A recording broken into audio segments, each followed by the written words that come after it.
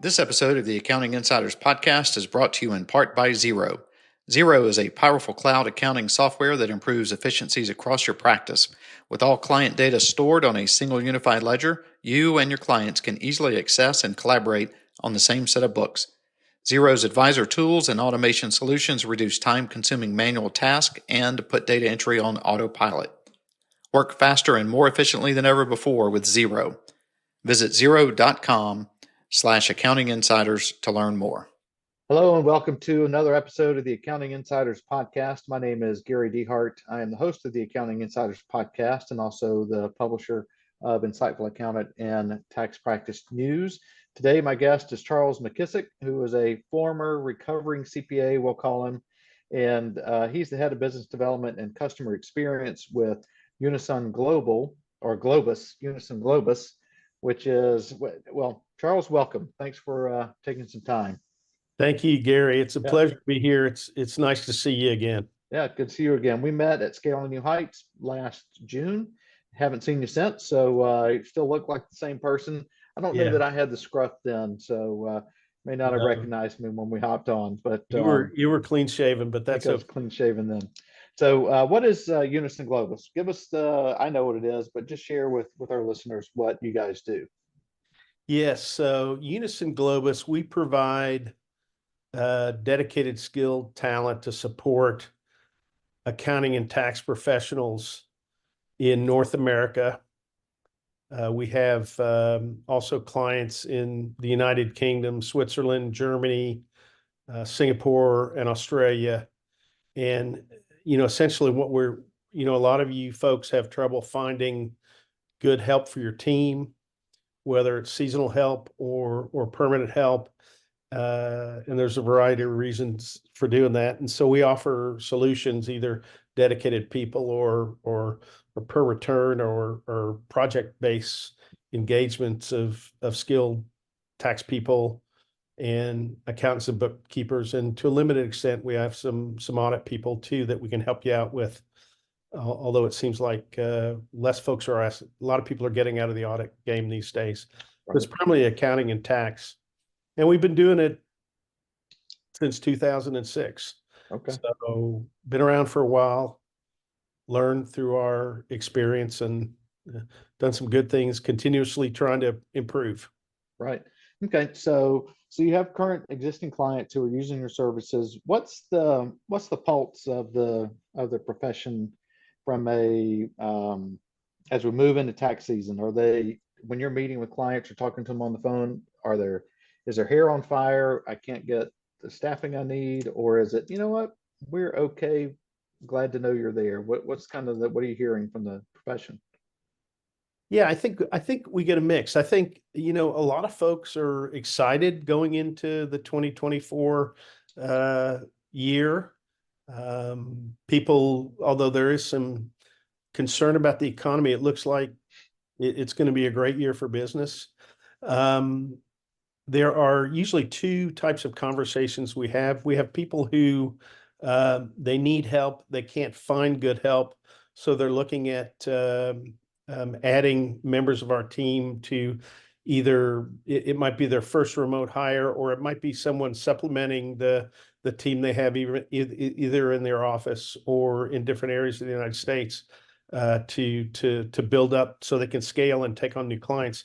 And the second is folks who maybe have more mature practices, and for whatever reason they could get by with who they have, but they're really looking to maybe try to achieve better work-life balance and figure out a way, how can I maintain my client base, but maybe me, the owner, or the ownership group who are older, maybe want to work a little less. So some people are trying to, hey, I don't want to work 8 hours, and I don't want to work 60 hours. I want to get down to a 40-hour week. That's kind of the thing. How can you help us with work-life balance? And then the last thing, some of those folks too that have more mature practice, people are starting to think about selling their business, and the pandemic certainly gave many of us who are older pause to reflect. We might have lost friends or kind of made us refocus on what's important to us. And one of the great things about if you're selling your business and you're looking for a multiple based on good recurring revenue, an important factor is having a team that can go with it, because a lot of times the people acquiring your business, they want your clients, but they don't necessarily have the capacity to handle those new clients. So Right. so it's providing that good framework. So Okay.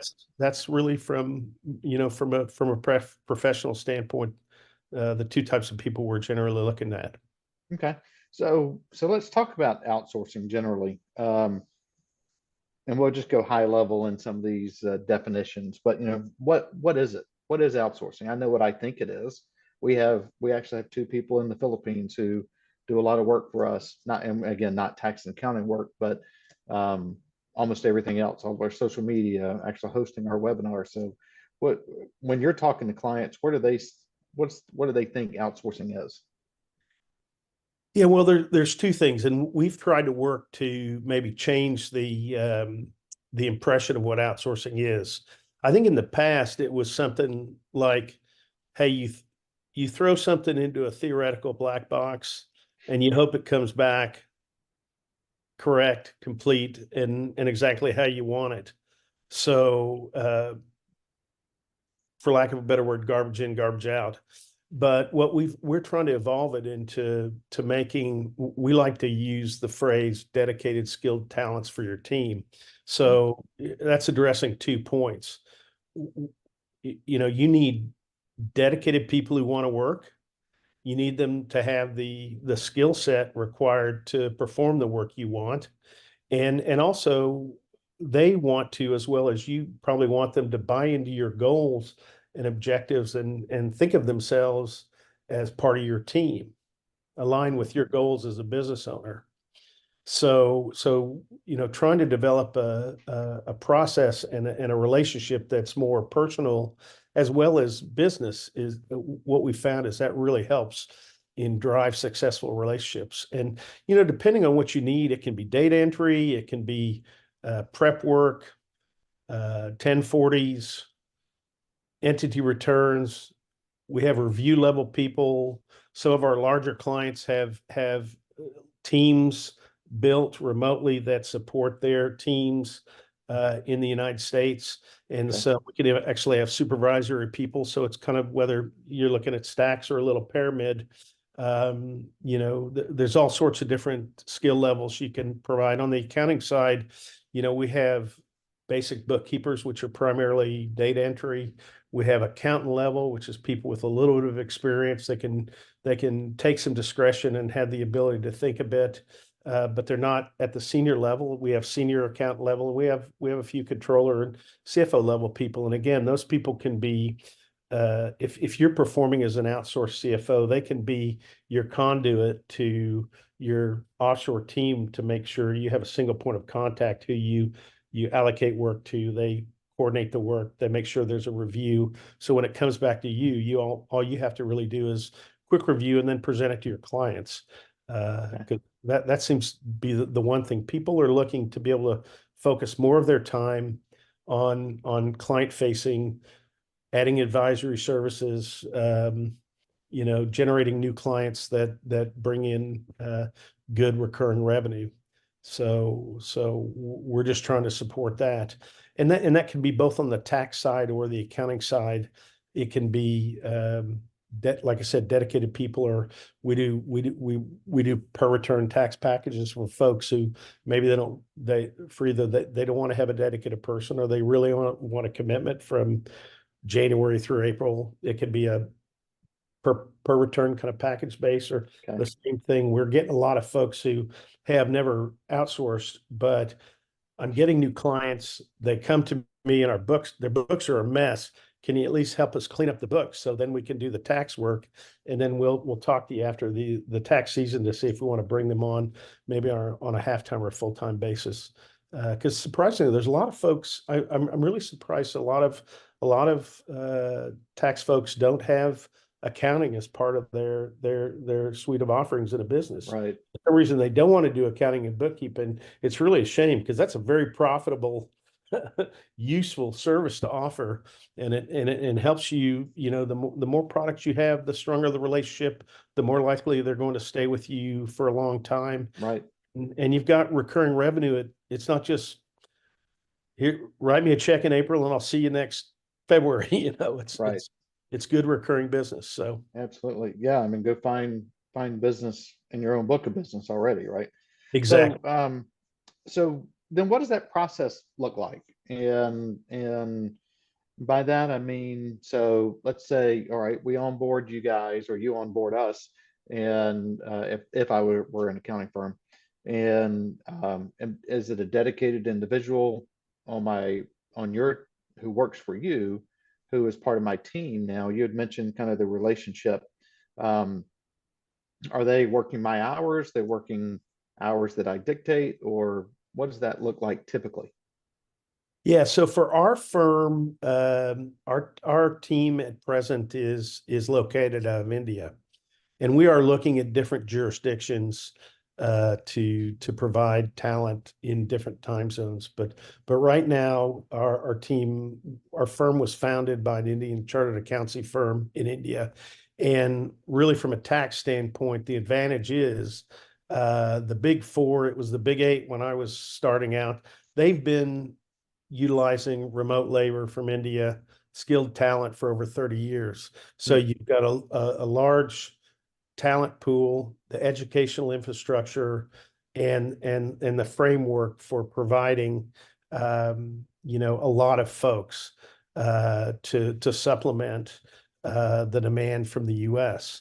And I think all of the big four and the vast majority of the top 100 firms at some form utilize remote talent, and the primary place for tax is out of India.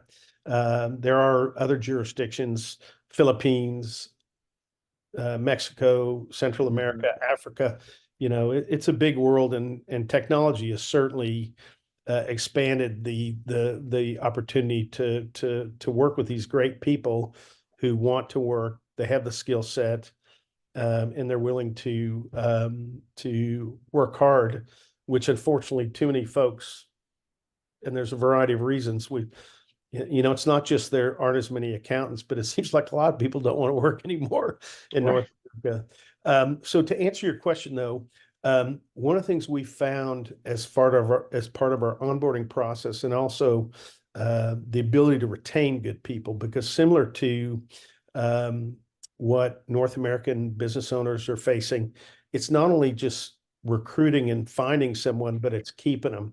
Hmm. So our one of the strong characteristics of Indian is incredibly strong family values. So what we found is if you want a skilled professional to thrive and feel like they're being looked after and give them career advancement and the ability to meet their family obligations, we can't ask them to work overnight and completely mirror North American hours.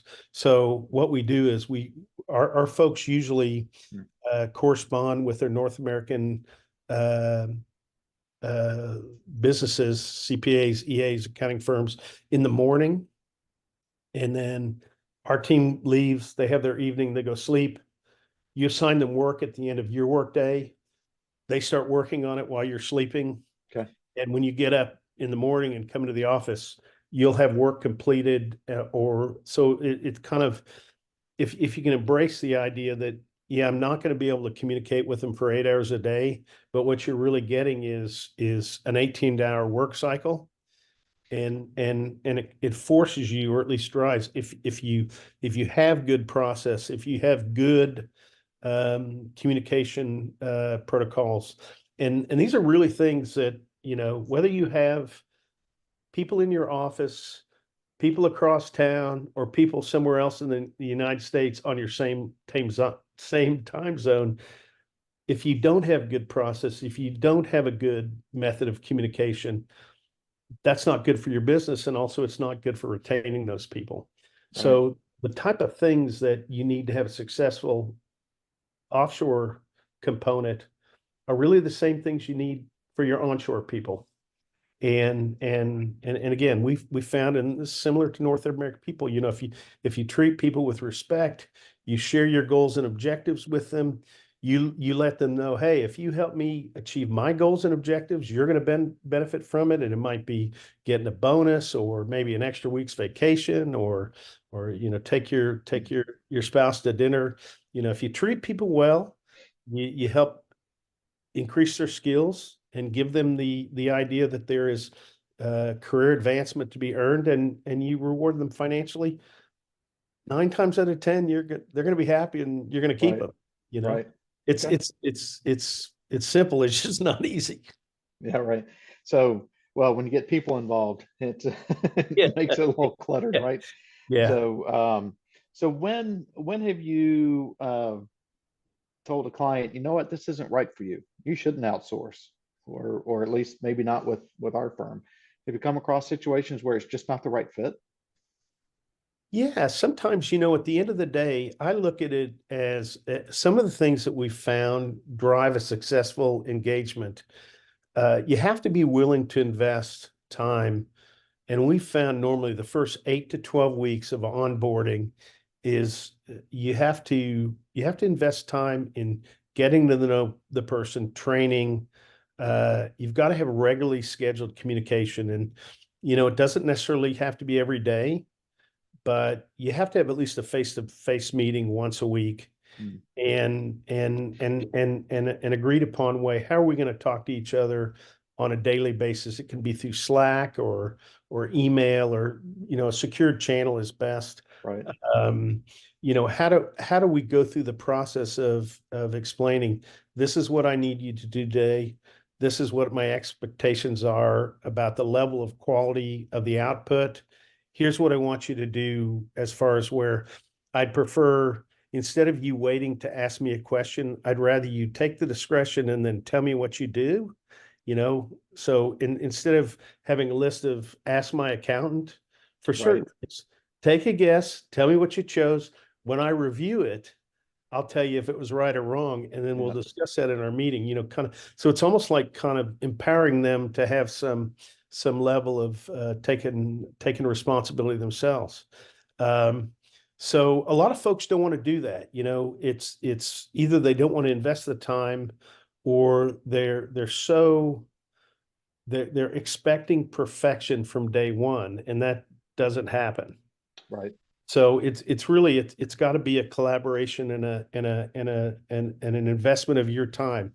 Secondly, the tech stack, and that's another thing. A lot of advisors are businesses. They're in the process of upgrading their technology, and it doesn't necessarily mean they're using AI yet, but I think it's become more and more important when you have whether you have people in an office or people remotely in different areas of the country and the world, you've got to have workflow management.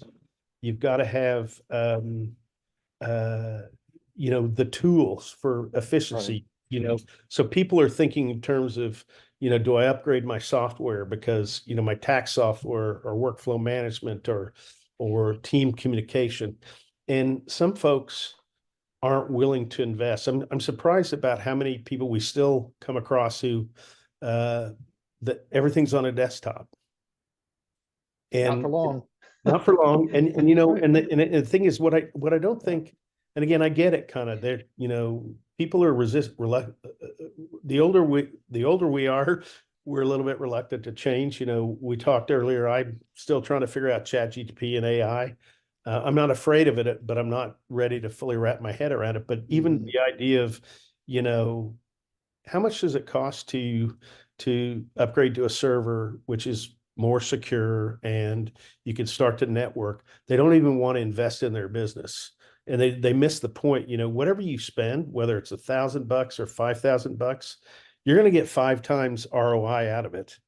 They think of it as a cost and not as an investment. So those Right. folks, it's hard to, and then also some people, they don't want to they're very reluctant to look outside of the US. And I understand that. I've learned so much. I've been working with these guys for 7 years.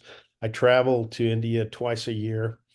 Um, I'm a university graduate. I thought I was worldly. I've learned so much Mm. about differences.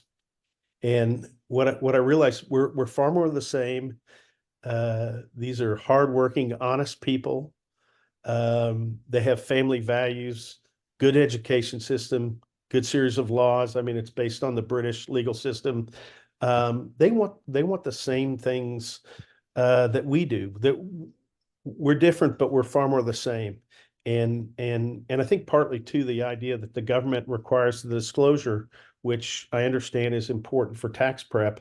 The 7216 regulation was written in the late 2000, 2007, 2008. If my memory serves me, the cloud wasn't even in existence then. So Mm. regulations are so far behind what the technology is today. And the data security is top notch. So yeah, those are kind of the things, really um, communication and process, uh, investing in your tech stack, and then just the reluctance to look outside of the country. If you can't get your head wrapped around those things, it's probably not uh, a good option to consider outsourcing. Right. Okay. And what That's a about long firm? answer, I know. No, no, that's well, actually, I think as the more you talked, you kind of broaden the answer out too, though. So Yeah. I think you hit it because it's and you actually did touch on another question that I had, and that was just around the reluctance of offshoring, not necessarily of uh, I might be more reluctant to hire somebody on Fiverr who, is in Alabama versus, going through a firm that has somebody in India because of a perception I may have about safety or security, safety of my data, which may not be a fair assumption, which is what you were addressing there. So what about firm size? What is there a right size for a firm to start considering outsourcing, or can it be, hey, I'm a one-man shop and I can double my output if I outsource? What do you see? We traditionally have worked with small to medium-sized firms. Mhm. Uh, Many of our clients start off as solopreneurs, and the person that they bring on with us, I mean, their firm structure may just be the CPA or the EA or the accountant. They've got one maybe reception or data entry person, because you do need, for any paper-based work, somebody needs to scan it. And if you, the business owner, want to be the scanner, Right. well, let's do it. But you might be able to utilize your time better and get somebody else to do that for you. So we can start it at the basic level, or we've got firms with multiple partners. We've got people who started with one dedicated person, then it grows to 3, and then 5 and 10, and so we kind of work in all shapes and sizes. We don't necessarily now work with many of the people in the top 300. We've done some project-based work Okay. for larger firms, but we're expanding our offering to work with some firms because they're finding the same issues. They may not be big enough to have a captive like the big four firms do, but in their local markets, they're just not finding the people that they need, and they need the work to be performed. Uh, Mhm. so the onshore professionals could be more client facing, maybe do some of the higher level review, but the business development, the service, going out and chasing new clients, they just can't find the people because most of the people probably know this on the call, but when I graduated from school in the late 80s, there were approximately 2% of all university graduates that majored in accounting. By Okay. 2010, it was down to 1%, and Mm. it's continued to go down since then. We're now at a point about a half a percentage point of university and college graduates choose to major in accounting. So you overlay that in that the demographics of the U.S. We're not, generally speaking, we're not having enough couples producing at least two kids. I use the word produce, but they're only having one baby, or they're having no babies, or they're having two, and our population's aging. So, unfortunately, there's nothing coming up in the pipeline. So, and unfortunately, kids today, for a variety, I mean, I think the accounting industry hasn't done a good job of promoting just how cool it is and how vital and important it is. And the idea, well, if I'm going to work 80 hours and kill myself, I might as well be in investment banking or a lawyer or something and make good money. Mm-hmm. Because traditionally accountants, only the people at the top really get paid for what they work. And so that's all changing, definitely. But I think, going to the pipeline, you know, we don't have enough kids in high school saying, I think I want to be an accountant and Right. I want to go to either university or junior college or something to study accounting. So unless that starts to happen, I think this problem, unfortunately, is not going away. So the opportunity to use, in India, just by chance passed China as the most populous country, and I think on average Indian couples produce 3.7 children per couple. So it's a growing population. It's much younger. You've got hardworking people who want to improve their lives, and it's a respected profession. So, so yeah, so that's the opportunities there. So Right. again, unfortunately, there are just not enough people locally. So you have to consider Mm-hmm. going outside the country.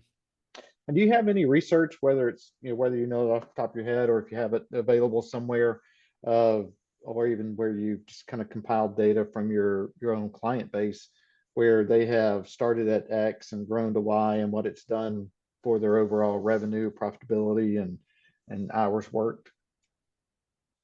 Yeah, I mean, I don't have any specific data, but anecdotally, those clients that we have that have started with us and continued to follow the process, and again, whether it's just finding a good person with us, and then it's really about shifting your clock. If you can, it doesn't mean you don't do tax work or bookkeeping and accounting work, but if you can minimize the amount of work you are performing yourself, allow that to be delegated to someone else, then you can focus on bringing in new clients. Yeah.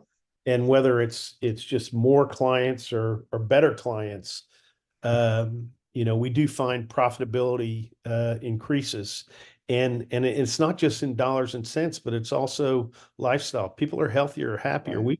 We found clients who, they thought, man, I'm burned out and I want to sell my business and get out of this. And then they start building a team, and they realize, hey, this, working 40 hours a week isn't bad, and taking 6 weeks off in the summer. And, all of a sudden they find, hey, I really like this and I want to continue doing it, because they've kind of removed themselves from being an employee in their own business, and they function more as the owner of their own business, and Right. it changed your perception. So Yeah, get out of the drudgery, right, and get into running the business, and concentrate on what it is that you want to concentrate on, yeah. and outsource the rest. And again, I mentioned we have two people in the Philippines who work with us, and right now they work on our schedule. And actually, it kind of hit me when you said about kind of their work-life balance. Not really thought about that, and um, how it matters. And do I need them working the same hours as me? One of them we do, because she actually